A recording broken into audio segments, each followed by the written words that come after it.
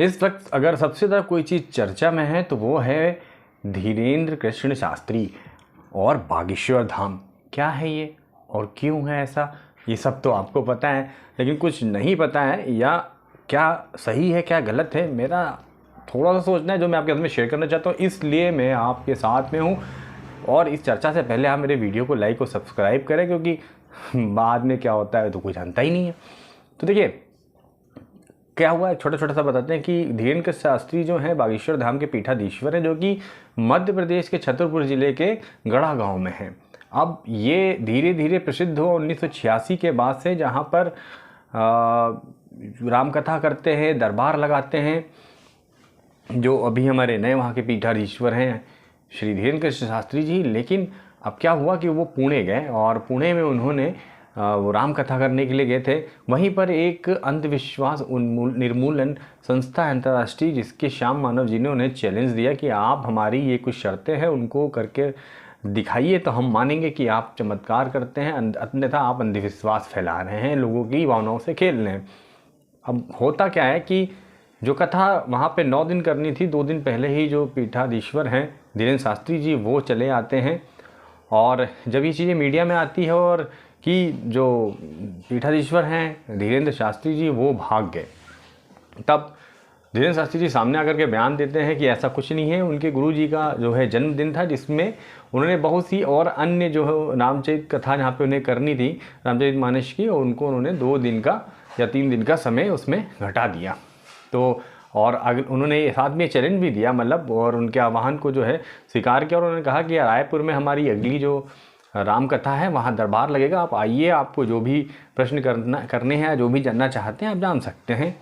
तो इस चीज़ के लेकर के लगातार मीडिया में आप किसी भी चैनल को खोल लीजिए, यूट्यूब पे किसी चैनल को देख लीजिए, आपको हर जगह एक ही चीज़ मिलेगी, शास्त्री जी, बागेश्वर धाम और अंधविश्वास और आस्था। और अंधविश्वास आस्था के बीच में एक बाल के जैसा महीन सा फर्क होता है।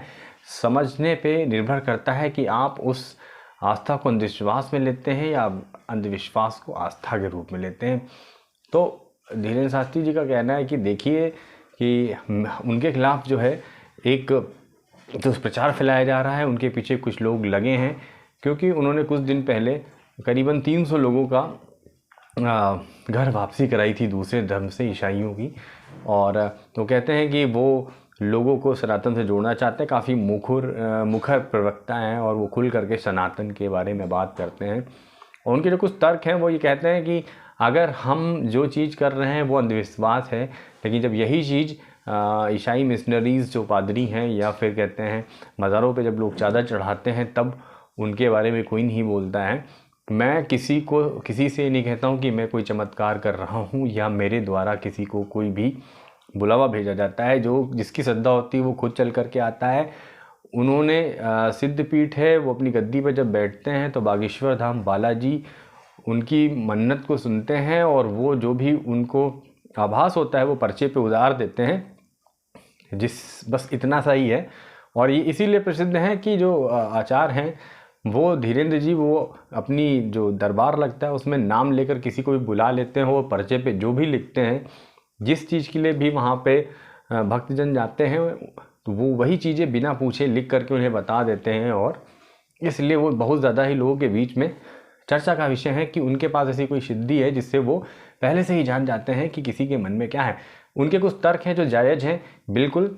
अगर ये पहला ऐसा नहीं है कि बागेश्वर धाम के धीरेन्द्र शास्त्री ऐसा कर रहे हैं। अगर आप भारत के सबसे बड़े अगर संत का, फेमस पर्सन का आप नाम लेंगे जो ऐसी किन्हीं चीज़ों से जुड़े थे, तो वो मदर टेरेसा थी, जिनके इलाज इनके अस्पताल में अलग अलग चीज़ों के बड़े बड़े इलाज चलते थे, जहाँ पे वो प्रार्थना के दम पे ही ऐसा किया करते थे। उन्हें इन्हीं चीज़ों के लिए सेंट की उपाधि भी दी गई थी, जो कि अगर आप जानना चाहेंगे तो आप किसी भी बुक्स या और अन्य साधन हैं जहाँ से आप जान सकते हैं। और बहुत सी मिशनरीज़ हैं या और भी अलग अलग धर्म के धर्म गुरु हैं या लोग हैं जो कि इस तरीके से लोगों का उपचार करते हो। अगर आप काफ़ी पीछे जाएंगे हिस्ट्री में तो आपको ऐसे बहुत से लोग मिलेंगे जो जिनके पास में इस तरीके की जो बोलते हैं, उनका दावा है। मैं इसके बारे में अपना विचार नहीं रख रहा हूँ, ये दावा है कि उनको आभास हो जाता है, पहले से ही उनके मन में विचार आते। इवन